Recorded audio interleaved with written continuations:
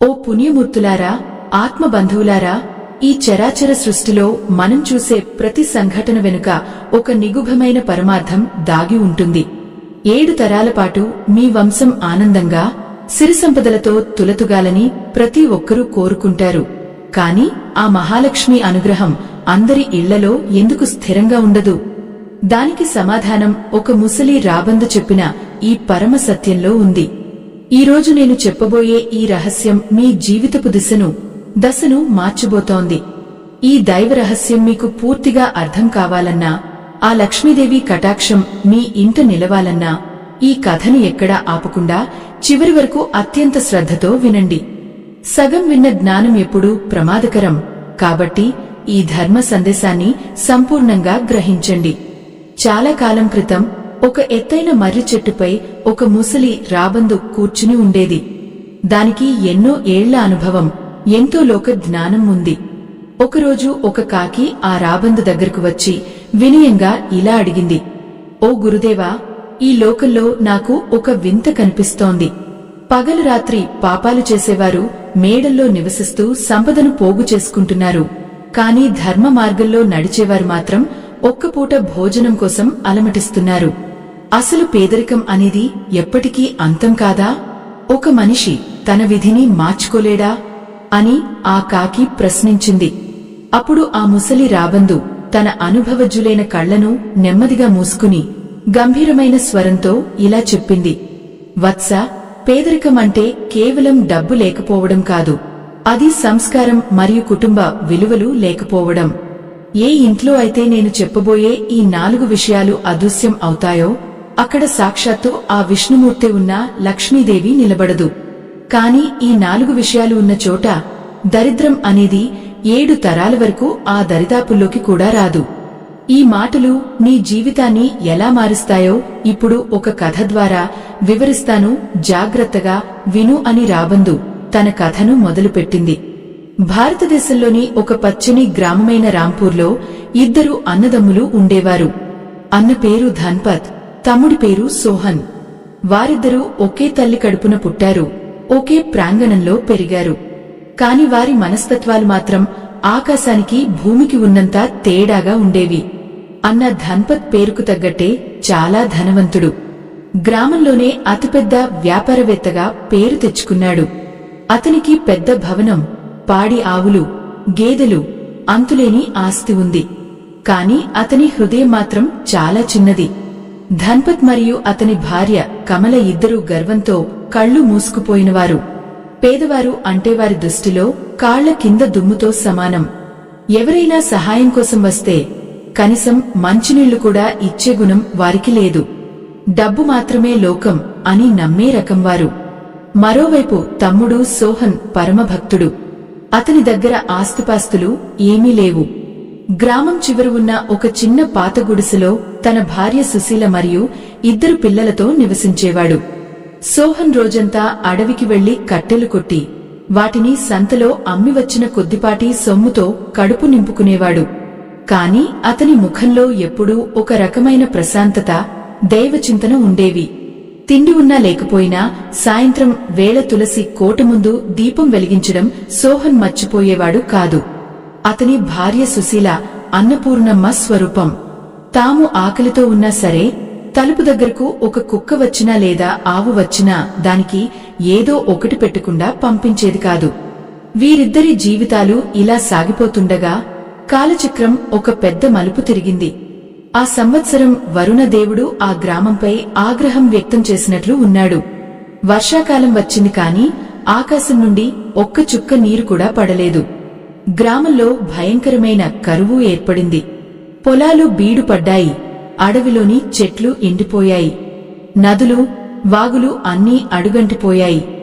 గ్రామంలోని పెద్దలకే తిండి దొరకడం కష్టమైపోయింది. ఇక కట్టెలు అమ్ముకుని బతికే సోహన్ పరిస్థితి వర్ణనాతీతంగా మారింది. అడవిలో చెట్లు ఎండిపోయినప్పటికీ ఎవరి దగ్గర డబ్బులు లేకపోవడంతో ఆ కట్టెలను కొనేవారే కరువయ్యారు. ఒక రోజు గడిచింది.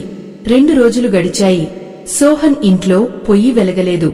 పిల్లలు ఆకలితో అలమటిస్తున్నారు. చిన్న కొడుకు తన తల్లి పమిట పట్టుకుని, అమ్మ ఆకలి వేస్తోంది, ఏదైనా పెట్టవా అని ఏడుస్తుంటే ఆ తల్లి కడుపు తరుక్కుపోయింది.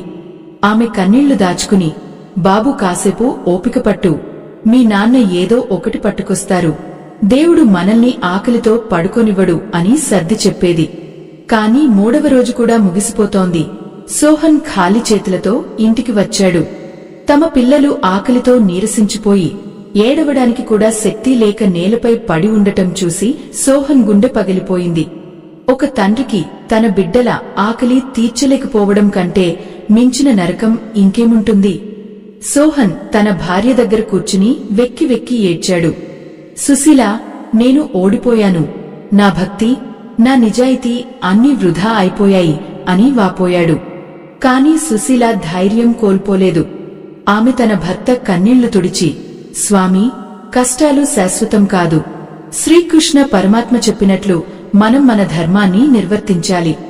ఇప్పుడు ఆలోచించాల్సిన సమయం కాదు, ధైర్యం చేయాల్సిన సమయం.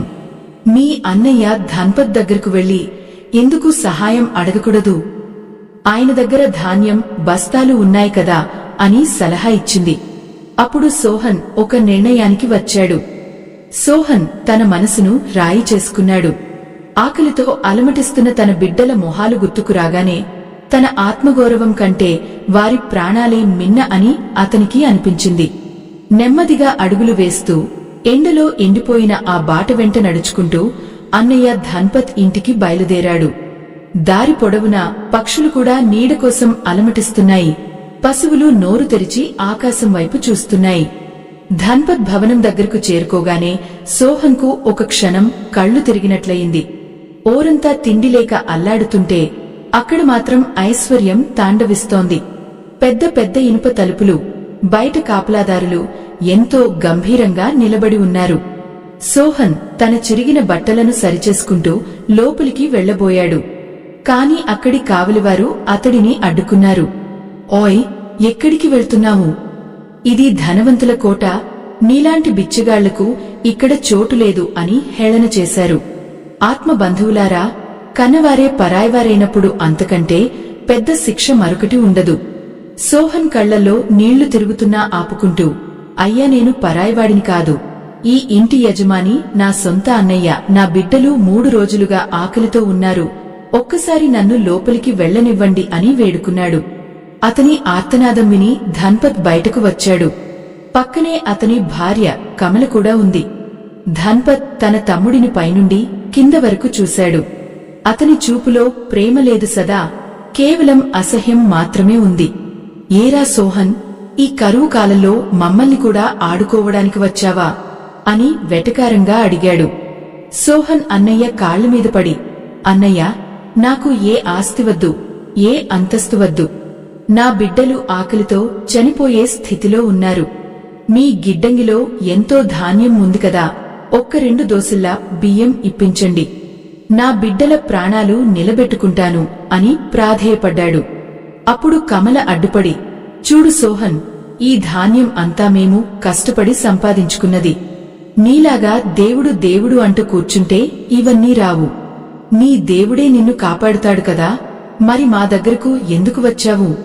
ఒకసారి ధాన్యం ఇవ్వడం మొదలు పెడితే ఓరంతా వచ్చి మా తలుపు తడుతుంది. వెళ్ళిపో ఇక్కడి నుండి అని కఠినంగా చెప్పింది. ధన్పత్ కూడా తన భార్య మాటలనే సమర్థిస్తూ, చూడు తమ్ముడు, వ్యాపారంలో సెంటిమెంట్లకు చోటులేదు, నువ్వు వెళ్ళవచ్చు అని ముఖం మీదే తలుపులు వేయించాడు. భక్తులారా, ఆ ముసలి రాబందు చెప్పిన మొదటి రహస్యం ఇక్కడే మనకు అర్థమవుతుంది. ఏ ఇంట్లో అయితే తోబుట్టువుల పట్ల కనికరం ఉండదో, ఏ ఇంట్లో అయితే ఆకలితో ఉన్నవారిని హేళన చేస్తారో, అక్కడ మహాలక్ష్మి కేవలం అతిథిలా మాత్రమే ఉంటుంది. ఆమె ఎప్పుడైనా ఆ ఇంటిని వదిలి వెళ్లిపోవచ్చు. సోహన్ గుండె పగిలిపోయింది. తన అన్నయ్యే తనను కాదన్నప్పుడు ఇక ఎవరిని అడగాలి? నిరాశతో, భారమైన అడుగులతో తిరిగి తన గుడిసె వైపు నడక సాగించాడు. దారిలో ఒక చెట్టు కింద కూర్చుని భోరున ఏడ్చాడు. దైవమా, నేను చేసిన పాపమేమిటి? ధర్మ మార్గంలో నడవడం తప్ప పరుల గురించి ఆలోచించడం నేరమా? నా బిడ్డలకు గుక్కెడు గంజి కూడా పోయలేని ఈ జన్మ ఎందుకు అని వాపోయాడు. ఆ సమయంలోనే అతనికి ఆ ముసలి రాబందు మాటలు గుర్తుకు వచ్చాయి. కష్టాలు అనేవి మనల్ని పరీక్షించడానికి వస్తాయి తప్ప మనల్ని నాశనం చేయడానికి కావు అని సోహన్ తనని తాను సమాధానపరుచుకున్నాడు. కాని ఇంటికి వెళ్తే భార్యకు, పిల్లలకు ఏం సమాధానం చెప్పాలో అతనికి అర్థం కావడం లేదు. ఖాళీ చేతులతో వెళ్తే ఆ చిన్నారి ప్రాణాలు నిలుస్తాయా? ఆ నిస్సహాయ స్థితిలో సోహన్ ఒక నిర్ణయానికి వచ్చాడు. కనీసం అడవిలో ఏవైనా దుంపలు లేదా ఎండిన పండ్లు దొరుకుతాయేమో అని అడవి వైపు అడుగులు వేశాడు. ఎండ తీవ్రతకు అతని ఒళ్ళు కాలిపోతోంది. కడుపులో ఆకలి మంటలు ఎగసిపడుతున్నాయి. అయినా సరే తన బిడ్డల కోసం అన్వేషణ సాగించాడు. అడవి లోపలికి వెళ్లే కొద్ది వాతావరణం భయంకరంగా మారుతోంది. నీరు లేక మృగాలు కూడా ప్రాణాలు వదులుతున్నాయి. ఒకచోట సోహన్కు ఒక వెలుగు కనిపించింది. ఆ వెలుగు ఎక్కడి నుండి వస్తుందో అని అటువైపు వెళ్లాడు. అక్కడ ఒక పాత శివాలయం ఉంది. ఆలయం శిథిలావస్థలో ఉన్నప్పటికీ అక్కడ ఒక రకమైన ప్రశాంతత ఉంది. సోహన్ ఆ దేవాలయం మెట్లమీద కూర్చుని సుహ తప్పి పడిపోయాడు. అతను కళ్లు తెరిచేసరికి ఒక ముసలి సాధువు అతని ముందు నిలబడి ఉన్నారు. ఆ సాధువు కళ్లల్లో అంతులేని కరుణ ఉంది. ఓ నాయనా, ఎవరు నువ్వు? ఈ భయంకరమైన అడవిలో ఈ సమయంలో ఇక్కడ ఏం చేస్తున్నావు అని అడిగారు. సోహన్ తన కథ అంతా ఆ సాధువుకు వివరించాడు. తన అన్నయ్య చేసిన అవమానం, ఆకలితో ఉన్న తన బిడ్డల గురించి చెప్తూ మళ్లీ కన్నీళ్లు పెట్టుకున్నాడు. సాధువు నవ్వి, నాయనా, కాలం ఎప్పుడూ ఒకేలా ఉండదు. నీవు ధర్మం తప్పలేదు. ఆ భగవంతుడు నిన్ను తప్పక కాపాడుతాడు. నీ అన్నయ్య దగ్గర సంపద ఉండవచ్చు, కాని నీ దగ్గర సంస్కారం ఉంది. ఈ రాత్రికి ఇక్కడే ఉండు. రేపు ఉదయం నీ సమస్యకు పరిష్కారం దొరుకుతుంది అని చెప్పారు. సోహన్కు ఆ మాటలు కొండంత ధైర్యాన్ని ఇచ్చాయి. కాని తన పిల్లలు ఇంట్లో ఎదురుచూస్తుంటారని అతను ఆందోళన చెందాడు. ఆ సాధువు సోహన్ మనసులోని మాటను గ్రహించి, నీ కుటుంబం గురించి చింతించుకు. వారి ఆకలి తీర్చే బాధ్యత ఆ పరమశివుడిది. నువ్వు ఈ రాత్రి ఇక్కడ జరిపే ఈ దైవ కార్యంలో పాల్గొను అని చెప్పారు. సోహన్ తన ఆకలిని కూడా మర్చిపోయి ఆ సాధువుకు సేవ చేయడంలో నిమగ్నమయ్యాడు. ఆ రాత్రి ఆ అడవిలో జరిగిన ఆ అద్భుతం సోహన్ జీవితాన్ని ఎలా మార్చబోతుందో అతనికి అప్పుడు తెలియదు. పుణ్యమూర్తులారా, మనం కష్టాల్లో ఉన్నప్పుడు దేవుడు మనల్ని వదిలేశాడని అనుకుంటాం. కాని నిజానికి ఆయన మనల్ని మరింత గొప్ప దారిలోకి తీసుకెళ్లడానికి సిద్ధం చేస్తూ ఉంటాడు. సోహన్ పడుతున్న ఈ బాధ వెనుక ఒక పెద్ద ఐశ్వర్యం దాగి ఉంది. అది కేవలం ధనమే కాదు, ఆనందం మరియు 7 తరాల పాటు దరిద్రం రానివ్వని ఆ 4 పరమ సత్యాలు. ఆ సత్యాలు ఏమిటో, ఆ రాత్రి ఏం జరిగిందో తెలుసుకోవాలంటే మనం కథలో ముందుకు వెళ్ళాలి. ఆ రాత్రి అడవిలో వింతైన నిశ్శబ్దం అలుముకుంది. గాలి కూడా భక్తితో వీస్తున్నట్లుగా అనిపిస్తోంది. సోహన్ ఆ ముసలి సాధువు పాదాల దగ్గర కూర్చుని ఉన్నాడు. అతని కడుపులో ఆకలి ఉన్నా ఆ సాధువు ముఖంలోని తేజస్సు చూస్తుంటే అతనికి ఏదో తెలియని తృప్తి కలుగుతోంది. ఆ ముసలి రాబందు చెప్పినట్లుగానే ఈ సాధువు కూడా లోతైన జ్ఞానాన్ని బోధించసాగారు. ఓ పుణ్యమూర్తులారా, ఆ సాధువు సోహన్ వైపు కరుణతో చూస్తూ ఇలా అన్నారు. నాయనా, నీవు ఇప్పుడు పడుతున్న ఈ కష్టం నీ కర్మ ఫలితం కాదు. నీ సహనానికి పరీక్ష. లోకంలో చాలామంది సంపద ఉంటేనే సుఖం అనుకుంటారు. కాని అసలైన సుఖం ఎక్కడుందో నీకు వివరిస్తాను విను. ఏ ఇల్లు అయితే ఈ 4 విషయాలను అదృశ్యం కానీయకుండా కాపాడుకుంటుందో అక్కడ దరిద్రం అనేది కలలో కూడా రాదు. మొదటిది, ఆకలితో ఉన్న జీవికి పెట్టే ముద్ద. భక్తులారా, అది మనిషి కావచ్చు, పశువు కావచ్చు, పక్షి కావచ్చు. నీ తలుపు దగ్గరకు వచ్చిన ప్రాణికి ఆహారం పెట్టడం అంటే సాక్షాత్తు ఆ పరమేశ్వరుడికి నివేదన చేయడమే. నీ భార్య సుశీల తాను ఆకలితో ఉన్నా సరే మూగజీవాలకు ఆహారం పెడుతోంది చూడు. అదే మీ ఇంటికి అసలైన రక్షణ కవచం. ఏ ఇంట్లో అయితే వంటగదిలో ధర్మం ఉంటుందో అక్కడ అన్నపూర్ణమ్మ ఎప్పుడూ కొలువై ఉంటుంది. రెండవది, సంధ్యా సమయంలో వెలిగించే దీపం. చీకటి పడే వేళ ఇల్లు నిశ్శబ్దంగా ఉండకూడదు. ఆ సమయంలో వెలిగించే దీపం కేవలం వెలుగును మాత్రమే కాదు, ఇంట్లోని ప్రతికూల శక్తిని బయటకు పంపి శుభాలను ఆహ్వానిస్తుంది. నీవు కటిక పేదరికంలో ఉన్నా ఆ తులసి కోట ముందు దీపం వెలిగించడం ఆపలేదు. ఆ వెలుగే నిన్ను ఈరోజు ఇక్కడి వరకు నడిపించింది. మూడవది, ఇంట్లో ఉండే పెద్దల పట్ల గౌరవం మరియు వినయం. ఏ ఇంట్లో అయితే పెద్దల కళ్ళు కన్నీరు పెట్టవో, ఏ ఇంట్లో అయితే వారిని భారం అనుకోకుండా దైవ సమానులుగా చూస్తారో ఆ ఇంటిని లక్ష్మీదేవి ఎప్పటికీ వదిలి వెళ్లదు. మీ అన్నయ్య ధన్పత్ దగ్గర ధనం ఉంది కాని అతనికి తన మూలాలను, తన తమ్ముడిని గౌరవించే సంస్కారం లేదు. అందుకే అతని సంపదకు పునాదులు లేవు. అది ఎప్పుడైనా కూలిపోవచ్చు. నాలుగవది, అత్యంత ముఖ్యమైనది సంతోషం మరియు తృప్తి. ఉన్నదాంట్లో సంతృప్తి చెందుతూ పరుల ఆస్తిని ఆశించకుండా ఉండటమే గొప్ప భాగ్యం. సోహన్, నీవు నీ కష్టార్జితాన్ని నమ్ముకున్నావు తప్ప అడ్డదారిలో డబ్బు సంపాదించాలని అనుకోలేదు. ఈ 4 విషయాలు నీ ఇంట్లో ఉన్నాయి కాబట్టే నీవు ఇప్పుడు ఇంత ప్రశాంతంగా ఉన్నావు. ఇప్పుడు నేను నీకు ఒక దివ్యమైన వస్తువును ఇస్తాను. దీనిని తీసుకుని నీ ఇంటికి వెళ్ళు. ఆ సాధువు తన జోలిలో నుండి ఒక చిన్న మట్టి పాత్రను తీసి సోహన్ చేతిలో పెట్టారు.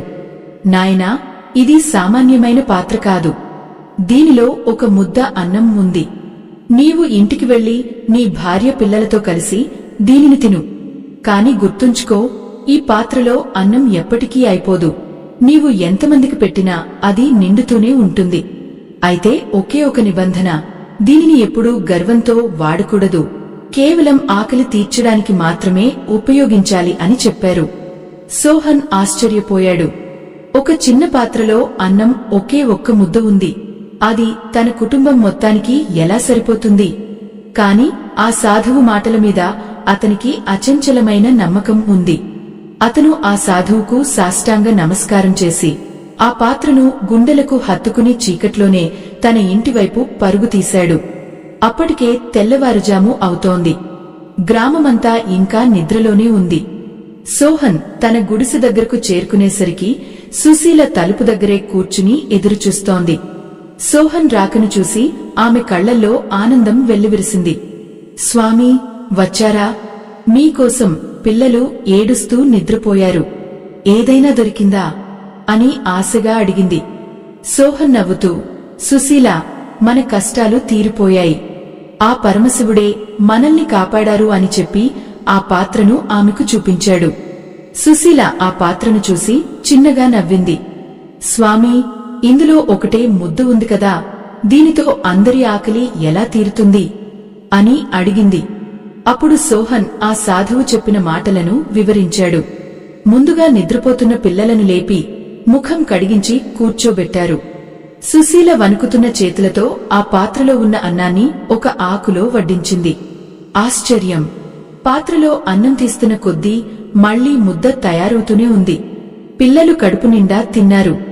వారి కళ్లల్లో కనిపించిన ఆ వెలుగు చూసి సోహన్, సుశీల కళ్ళు చెమ్మగిల్లాయి. ఆ తర్వాత వారిద్దరూ కూడా భోజనం చేశారు. ఆ అన్నం రుచి అమృతంలా ఉంది. అప్పటివరకు ఉన్న అలసట, ఆకలి అంతా మాయమైపోయాయి. ఆ రోజు నుండి సోహన్ ఇంటి దగ్గర ఒక అద్భుతం జరగడం మొదలైంది.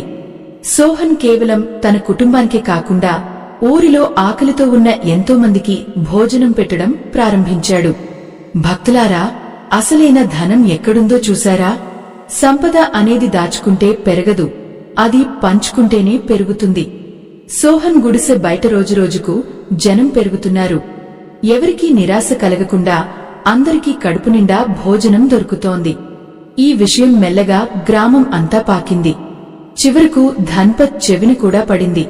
తన తమ్ముడు కట్టెలు కొట్టుకునేవాడు, ఇప్పుడు ఆరందరికీ అన్నదానం ఎలా చేస్తున్నాడు? వాడు ఎక్కడైనా దొంగతనం చేశాడా అని ధన్పత్ మనసులో అసూయ మొదలైంది. ఆత్మబంధువులారా, అసూయ అనేది మనిషిని లోపలి నుండి దహించివేసే అగ్నిలాంటిది. ధన్పత్ తన భార్య కమలతో కలిసి సోహన్ దగ్గరకు వెళ్లాలని నిర్ణయించుకున్నాడు. కాని అది సోహన్ మీద ప్రేమతో కాదు, ఆ రహస్యాన్ని తెలుసుకుని ఆ సంపదను కూడా తన సొంతం చేసుకోవాలనే దురాశతో. అప్పుడు ఆ ముసలి రాబందు చెప్పిన ఆ కథలో ఎలాంటి మలుపు రాబోతుందో, ధన్పత్ చేసిన ఆ తప్పు సోహన్ జీవితాన్ని ఎలా మారుస్తుందో మనం చూడాలి. మరుసటి రోజు ఉదయం సూర్యుడు తన ప్రతాపాన్ని చూపిస్తున్నా సరే సోహన్ ఇంటి ముందు జనం తాకిడి తగ్గలేదు. ఆ చిన్న గుడిసె ఇప్పుడు ఒక పుణ్యక్షేత్రంలా మారిపోయింది. ధన్పత్ తన భార్య కమలతో కలిసి అక్కడికి చేరుకున్నాడు. ఎప్పుడూ పేదలను అసహించుకునే ఆ దంపతులు ఈరోజు జనాల మధ్య తోసుకుంటూ సోహన్ దగ్గరకు వెళ్లారు. అక్కడ జరుగుతున్న వింతను చూసి వారి కళ్ళు చెదిరిపోయాయి. సోహన్ భార్య సుశీల అలసట లేకుండా వడ్డిస్తోంది. ఆ చిన్న పాత్ర నుండి వేడి వేడి అన్నం వస్తూనే ఉంది. ఎన్ని వందల మంది తిన్నా ఆ పాత్రలో అన్నం తరగడం లేదు. ధన్పత్ మనసులో ఒక రకమైన మంట మొదలైంది. ఇంతటి అద్భుతమైన వస్తువు ఈ దరిద్రుడి దగ్గర ఉండటం ఏమిటి? ఇది నా భవనంలో ఉంటే నేను ప్రపంచంలోనే అత్యంత ధనవంతుడిని అవుతాను కదా అని ఆలోచించాడు. కాని బయటకు మాత్రం ఎంతో ప్రేమగా నటిస్తూ, తమ్ముడు సోహన్, ఆ రోజు నేను నిన్ను అలా పంపించినందుకు క్షమించు. ఆ సమయంలో నా బుద్ధి గడ్డి తిని అలా మాట్లాడాను. నీవు ఇంతటి గొప్ప కార్యానికి పూనుకున్నావని నాకు తెలియదు. నీవు మా రక్తం, నీ కష్టాన్ని చూడలేక నీకు తోడుగా ఉందామని వచ్చాను అని అబద్ధపు మాటలు చెప్పాడు. అమాయకుడైన సోహన్ తన అన్నయ్య మాటలను నిజమని నమ్మాడు. ఆత్మ బంధువులారా, లోకంలో ఎదుటివారి ఎదుగుదలను చూసి ఓర్చుకోలేనివారు ఎంతోమంది ఉంటారు. వారు పైకి నవ్వుతూనే లోపల గోతులు తవ్వుతుంటారు. సోహన్ తన అన్నయ్యను సాదరంగా ఆహ్వానించి, అన్నయ్య, ఇదంతా ఆ పరమేశ్వరుడి దయ. ఆ సాధువు ఇచ్చిన ఈ ప్రసాదం వల్లే ఈరోజు ఇంతమంది ఆకలి తీరుతోంది అని ఆ పాత్ర గురించి మొత్తం చెప్పేశాడు. ఈ కథలో ఒక కీలకమైన మలుపు వచ్చే ముందు, ఆత్మ బంధువులారా, మీ అందరికీ ఒక చిన్న విన్నపం. సమాజంలో ధర్మాన్ని నిలబెట్టడానికి, నిరుపేదల ఆకలి తీర్చడానికి మేము చేస్తున్న మా ఈ ధర్మ యజ్ఞానికి మీ వంతు సహాయం చేయడానికి వీడియో చివర్లో ఇవ్వబడిన స్కానర్ ద్వారా మీ శక్తి మేరకు విరాళం అందించి ఈ పుణ్యకార్యంలో భాగస్వాములు అవ్వండి. మీ చిన్న సహాయం ఎందరో జీవితాల్లో వెలుగును నింపుతుంది. ధన్పత్ ఆ పాత్రను ఎలాగైనా దక్కించుకోవాలని పథకం వేశాడు. తమ్ముడు, ఈ గుడిసెలో ఈ అద్భుత వస్తువును ఉంచడం ఏమాత్రం క్షేమం కాదు. ఎవరైనా దొంగలు వచ్చి దీనిని ఎత్తుకెళ్లవచ్చు. దీనిని నా భవనంలో భద్రంగా ఉంచుతాను. రోజూ ఇక్కడికి తీసుకువచ్చి అన్నదానం చేద్దాం అని నమ్మబలికాడు. సుశీల మనసులో ఏదో కీడు శంకించినా భర్త మాటను జవదాటలేక మౌనంగా ఉండిపోయింది. సోహన్ కూడా అన్నయ్య మాటల్లోని మోసాన్ని గ్రహించలేకపోయాడు. అన్నయ్య, నీవు చెప్పింది నిజమే. ఈ పాత్రను భద్రంగా ఉంచడం ముఖ్యం. నీవు ఎలా చెబితే అలాగే చేద్దాం అని ఆ మాయాపాత్రను ధన్పత్ చేతిలో పెట్టాడు. ఆ పాత్ర చేతికి అందగానే ధన్పత్ కళ్లల్లో ఒక క్రూరమైన మెరుపు మెరిసింది. ఇక నాకు ఎదురు లేదు, ఈ లోకమే నా కాళ్ల కింద ఉంటుంది అని గర్వంతో ఆగిపోయాడు. ధన్పత్ ఆ పాత్రను తీసుకుని తన భవనానికి వెళ్లాడు. కాని అతని ఉద్దేశ్యం అన్నదానం చేయడం కాదు, దానితో వ్యాపారం చేయడం. మరుసటి రోజు నుండి గ్రామంలో అన్నదానం ఆగిపోయింది.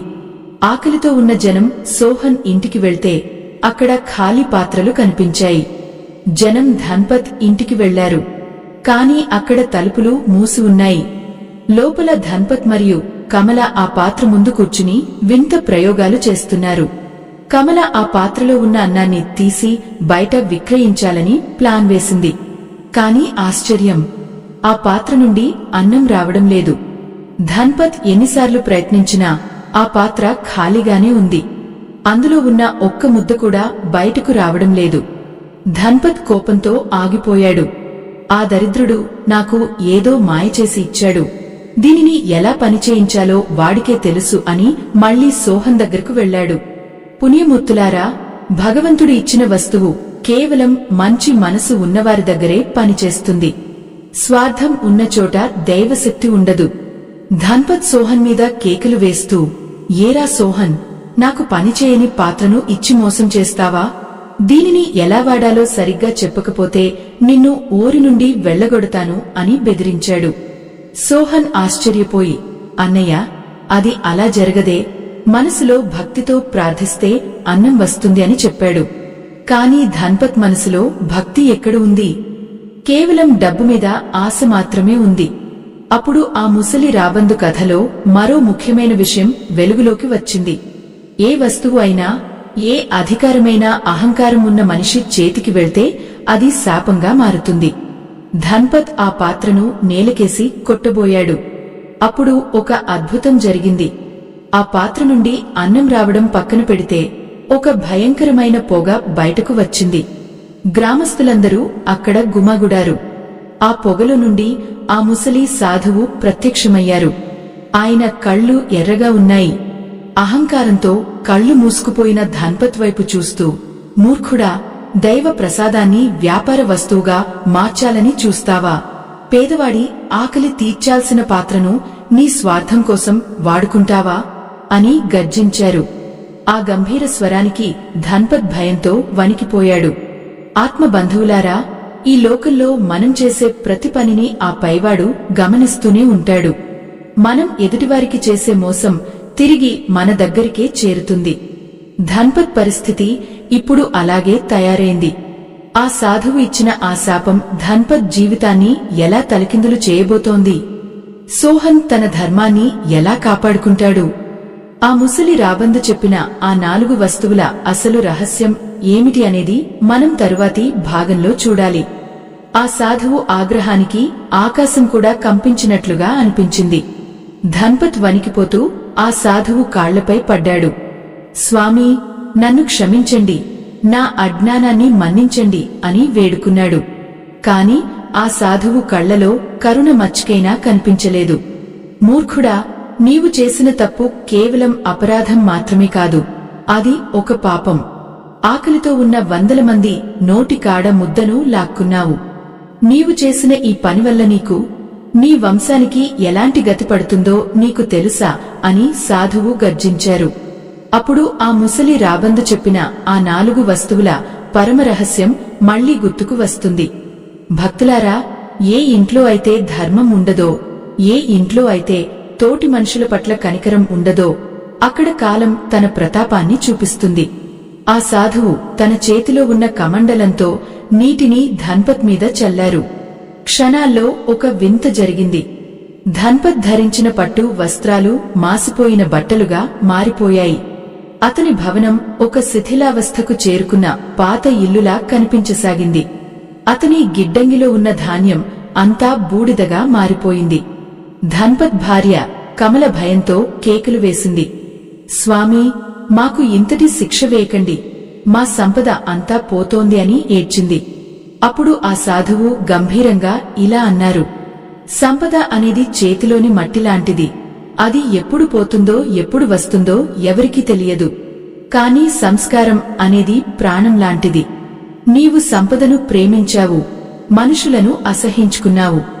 అందుకే నీ ఐశ్వర్యం నీ కళ్ల ముందే ఆవిరైపోతోంది.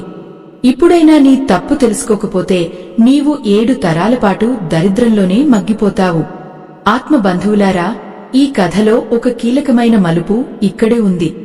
మన జీవితంలో కూడా మనం ఎంతో సంపాదిస్తాం, కాని ఆ సంపాదనలో కొంతైనా ధర్మ కార్యం కోసం ఖర్చు చేస్తున్నామా అని ఒక్కసారి ఆలోచించుకోవాలి.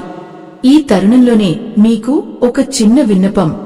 మా ఈ ధర్మయజ్ఞానికి మీ వంతు సహాయం చేయడానికి వీడియో చివర్లో ఇవ్వబడిన స్కానర్ ద్వారా మీ శక్తి మేరకు విరాళం అందించి ఈ పుణ్యకార్యంలో భాగస్వాములు అవ్వండి.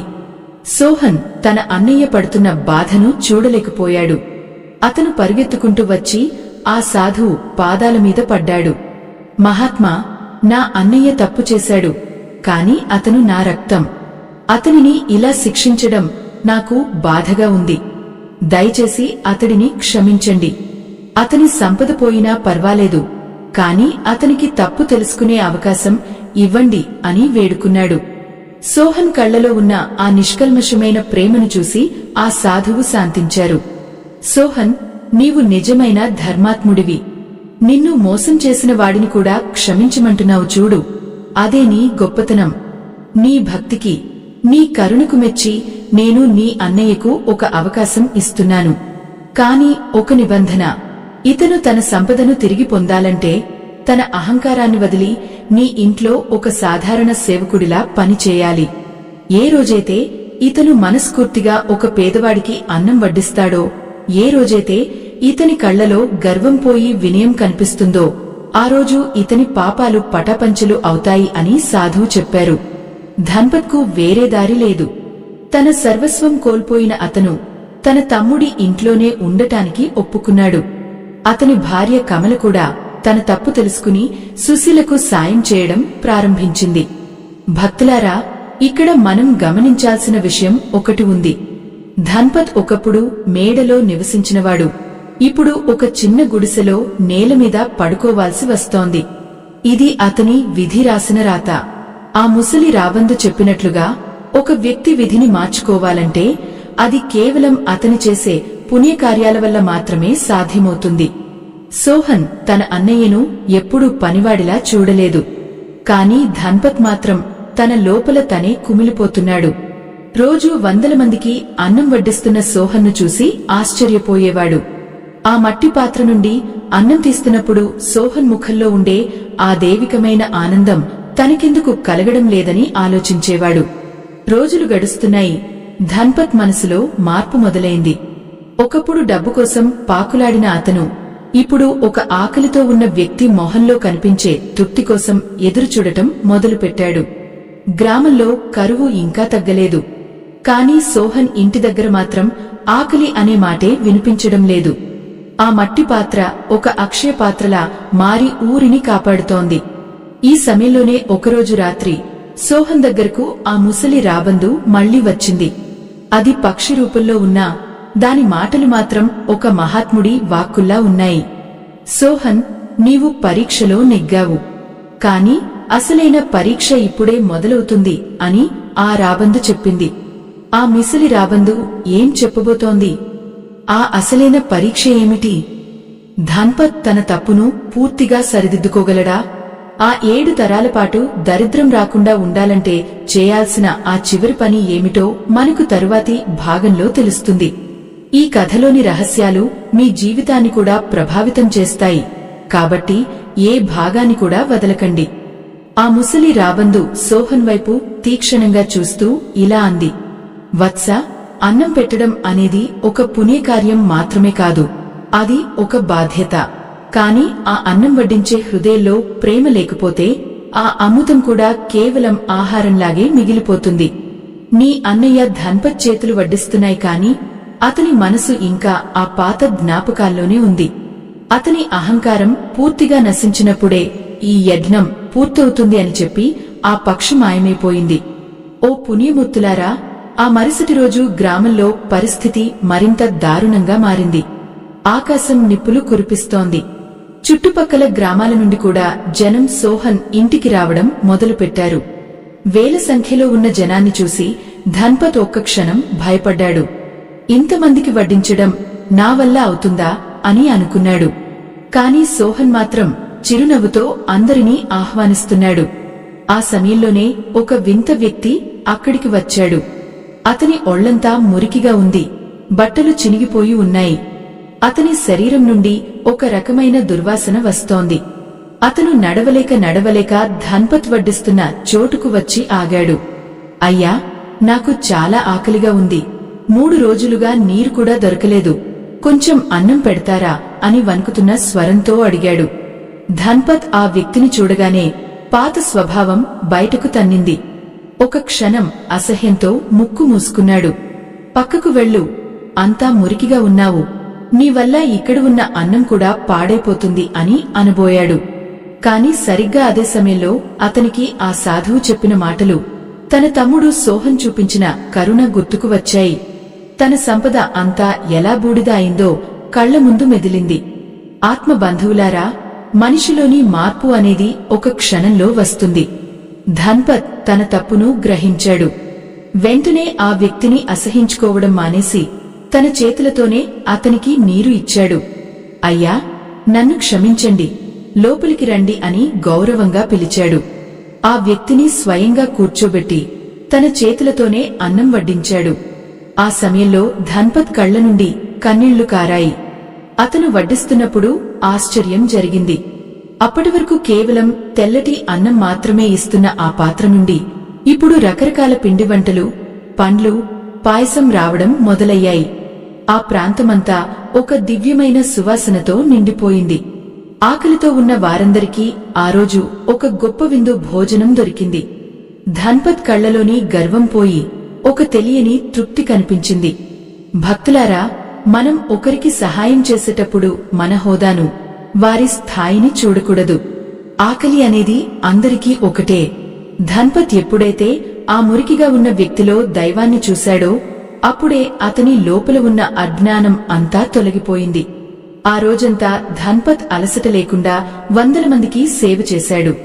రాత్రి అందరూ వెళ్లిపోయిన తర్వాత సోహన్ తన అన్నయ్య దగ్గరకు వచ్చి ఆత్మీయంగా కోగిలించుకున్నాడు. అన్నయ్య, ఈరోజు నీవు నిజమైన ధనవంతుడివి అయ్యావు. నీ దగ్గర ఉన్న బంగారం పోయి ఉండవచ్చు, కాని నీ హృదయం బంగారంలా మారింది. ఆ సాధువు నీకు ఇచ్చిన శాపం నిజానికి ఒక వరం. అది నిన్ను ఒక మంచి మనిషిగా మార్చింది అని సోహన్ అన్నాడు. ధన్పత్ తమ్ముడి కాళ్లమీద పడి ఏడ్చాడు. సోహన్, నన్ను క్షమించు. సంపద అనేది కళ్లకు కప్పిన పొర అని ఇప్పుడు అర్థమైంది అని వాపోయాడు. ఆ రాత్రి ఆకాశంలో మెరుపులు మెరిశాయి. ఎండతో ఎండిపోయిన భూమిని పలకరించడానికి వరుణ దేవుడు సిద్ధమయ్యాడు. ఒక్కసారిగా పెద్ద వర్షం మొదలైంది. గ్రామంలోని వారందరూ ఆనందంతో కేకలు వేశారు. కరువు అంతమైపోయింది. కాని సోహన్, ధన్పత్ ఇళ్లలో మాత్రం ఒక వింత వెలుగు కనిపించింది. ఆ ముసలి సాధువు మళ్లీ ప్రత్యక్షమయ్యారు. ఆయన నవ్వుతూ, ధన్పత్, నీవు నీ పరీక్షలో నెగ్గావు. నీవు ఏ రోజైతే నీ గర్వాన్ని వదిలి ఒక సామాన్యుడికి సేవ చేశావో ఆ రోజే నీ పాపాలు అన్నీ కొట్టుకుపోయాయి. ఇప్పుడు నీ సంపద నీకు తిరిగి వస్తుంది. కాని గుర్తుంచుకో, ఈ సంపద నీ ఒక్కడిది కాదు, సమాజానిది. నీవు కేవలం దానికి కాపలాదారుడివి మాత్రమే అని చెప్పారు. సాధువు దీవించి మాయమైపోయారు. పుణ్యమూర్తులారా, మరుసటి రోజు ఉదయం ధన్పత్ ఇల్లు మళ్లీ మునుపటిలాగే ఐశ్వర్యంతో నిండిపోయింది. కాని ఈసారి ధన్పత్ మారాడు. అతను తన భవనం తలుపులు ఎప్పుడూ తెరిచే ఉంచాడు. తన ఆస్తిని పేదల కోసం, బావుల తవ్వకం కోసం, పాఠశాలల కోసం ఖర్చు చేయడం మొదలుపెట్టాడు. సోహన్ మరియు ధన్పత్ ఇద్దరూ కలిసి ఆ గ్రామాన్ని ఒక నందనవనంలా మార్చారు.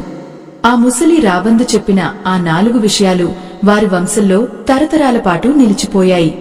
ఆ 4 సూత్రాలు ఏమిటి, ఆ రాబందు చెప్పిన ఆఖరి మాటలు ఏమిటి అనేది మనం తెలుసుకోవాలి. అవి కేవలం కథలో మాటలు కావు, మన నిత్య జీవితంలో పాటించాల్సిన పరమ సత్యాలు. ఆ సత్యాలను గనుక మనం పాటిస్తే మన ఇంట్లో కూడా దరిద్రం అనేది 7 తరాల పాటు అడుగుపెట్టదు. కాలం గడిచే కొద్దీ రాంపూర్ గ్రామం పూర్వ వైభవాన్ని సంతరించుకుంది. వరుణ దేవుడి కరుణతో చెరువులు నిండాయి, పొలాలు పచ్చగా మారాయి. కాని ఈసారి వచ్చిన మార్పు కేవలం ప్రకృతిలో మాత్రమే కాదు, మనుషుల మనసుల్లో కూడా వచ్చింది. ధన్పత్ తన భవనంలో ఉంటున్నా అతని మనసు మాత్రం ఎప్పుడూ తన తమ్ముడు సోహన్ ఉండే ఆ చిన్న గుడిసె దగ్గరే ఉండేది. ఎందుకంటే అక్కడే అతను నిజమైన ఆనందాన్ని, దైవత్వాన్ని రుచి చూశాడు.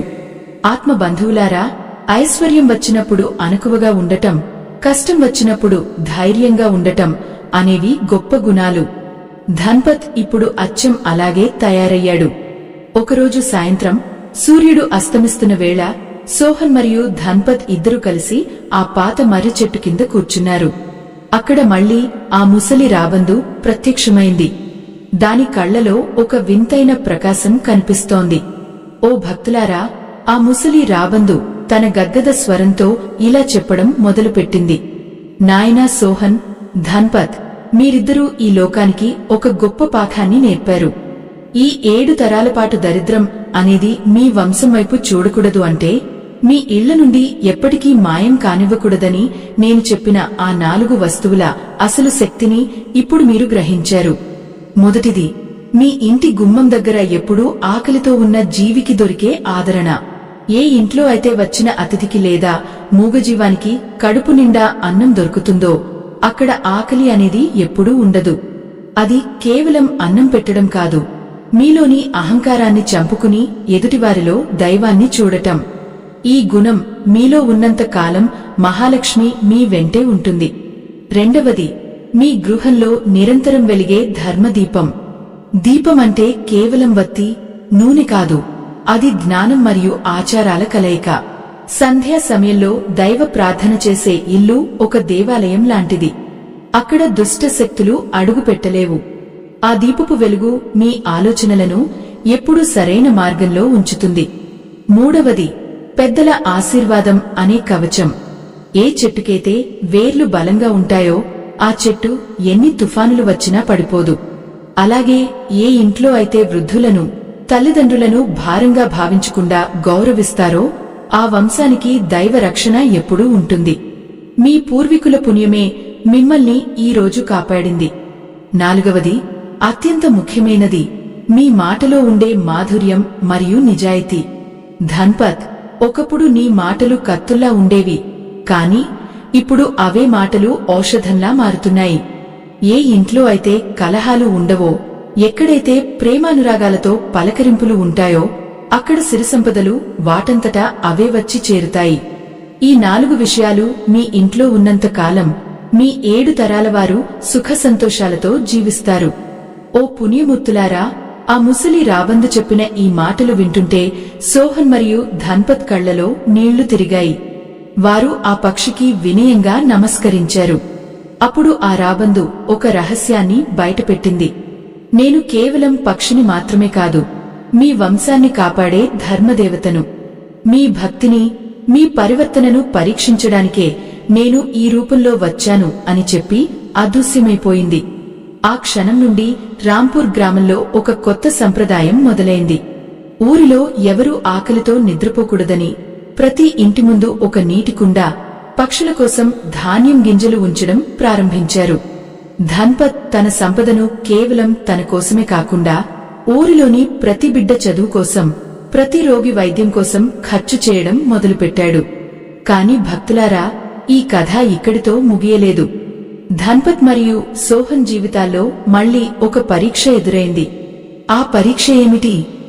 సంపద తిరిగి వచ్చాక మనిషి తన పాత అలవాట్లకు లోనవుతాడా లేక ధర్మాన్నే నమ్ముకుంటాడా? ఆ ముసలి రాబందు చెప్పిన ఆఖరి హెచ్చరిక ఏమిటి? మన జీవితాల్లో కూడా ఇలాంటి పరిస్థితులు వచ్చినప్పుడు మనం ఎలా ప్రవర్తించాలో తెలుసుకోవాలి. ఈ పరమ పవిత్రమైన కథలోని చివరి భాగం మన కళ్లను తెరిపించబోతోంది. ఆ రహస్యమేమిటో, ఆ 7 తరాల సూత్రం మన ఇంట్లో ఎలా వర్తిస్తుందో మనం తదుపరి భాగంలో చూడాలి. ఈ ధర్మ సందేశం మీ మనసును తాకినట్లయితే దీనిని కేవలం ఒక కథలా కాకుండా మీ జీవిత పాఠంలా స్వీకరించండి. ఆత్మబంధువులారా, ఆ ముసలి రాబందు రూపంలో వచ్చిన ధర్మదేవత అదృశ్యమైన ఆ పక్షి చెప్పిన మాటలు మాత్రం సోహన్ మరియు ధన్పత్ హృదయాల్లో శాశ్వతంగా ముద్రించుకుపోయాయి. ఆ రోజు నుండి వారిద్దరి జీవితాల్లో ఒక నూతన అధ్యాయం మొదలైంది. ఐశ్వర్యం తిరిగి వచ్చాక ధన్పత్ తన పాత అహంకారానికి తావు ఇవ్వలేదు. గతాన్ని ఒక పాఠంగా భావించి ప్రతి క్షణం తోటివారికి సహాయం చేయడమే తన పరమావధిగా మార్చుకున్నాడు. రాంపూర్ గ్రామం ఇప్పుడు కేవలం ఒక గ్రామం కాదు, అది ఒక ధర్మ నిలయంగా మారింది. సోహన్ తన గుడిసెను వదిలి వెళ్లలేదు. ఆ మట్టి పాత్రను తన ప్రాణం కంటే మిన్నగా చూసుకునేవాడు. ఎందుకంటే అది కేవలం అన్నం పెట్టే పాత్ర కాదు, అది ఒక పవిత్రమైన బాధ్యత. అయితే ఆ ముసలి రాబందు చెప్పిన ఆ 4 విషయాలు మన నిత్య జీవితంలో ఎలా వెలుగులు నింపుతాయో ఇప్పుడు మనం క్లుప్తంగా అర్థం చేసుకుందాం. మొదటిది, ఆకలి తీర్చడం. భక్తులారా, ఈ సృష్టిలో ఆకలి అనేది అత్యంత భయంకరమైనది. ఎవరైతే తన దగ్గర ఉన్న దానిలో ఒక ముద్దను పరులకు పెడతారో వారి ఇంట మహాలక్ష్మి ఎప్పుడూ స్థిరంగా ఉంటుంది. ధన్పత్ తన ఐశ్వర్యంతో అన్నసత్రాలను నిర్మించాడు. సోహన్ తన నిష్కల్మషమైన ప్రేమతో వడ్డన చేశాడు. వారిద్దరి కలయిక వల్ల ఆ ఊరిలో ఏ ఒక్కరూ ఆకలితో అలమటించలేదు. రెండవది, సంధ్యా దీపం.